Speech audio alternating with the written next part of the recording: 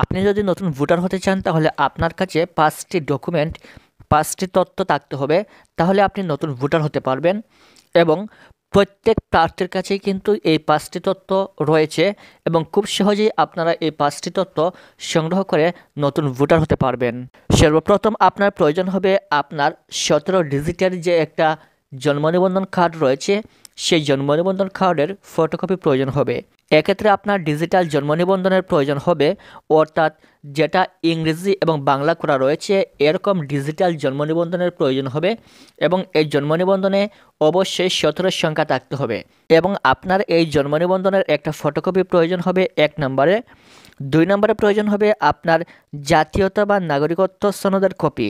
যদি আপনাদেরকে সহজে বলি, এটা হচ্ছে যদি আপনি গ্রাম অঞ্চলে বসবাস করেন তাহলে এক্ষেত্রে আপনার ইউনিয়ন পরিষদের যে চেয়ারম্যান রয়েছে সেই চেয়ারম্যানের কাছ থেকে আপনি একটা চেয়ারম্যান সার্টিফিকেট নিয়ে আসবেন, অথবা নাগরিকত্ব সনদ যেটাকে বলে সেটা আপনি নিয়ে আসবেন এবং এটার একটা কপি জমা দিবেন।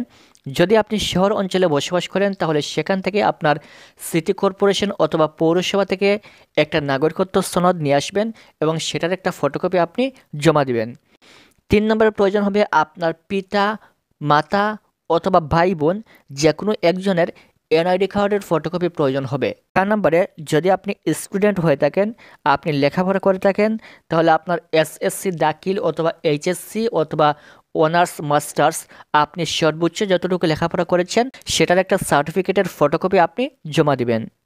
সর্বশেষ 5 নম্বরে আপনার যে ইউটিলিটি বিল, গ্যাস বিল, বিদ্যুৎ বিল অথবা আপনার পানির বিল যে কোনো বিলের একটা কপি আপনি জমা দিবেন।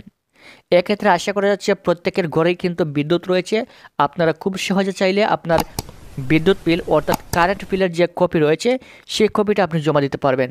আর যদি আপনার কাছে গ্যাস বিলের কোনো কপি থাকে সেটাও কিন্তু আপনি একটা কপি জমা দিতে পারেন।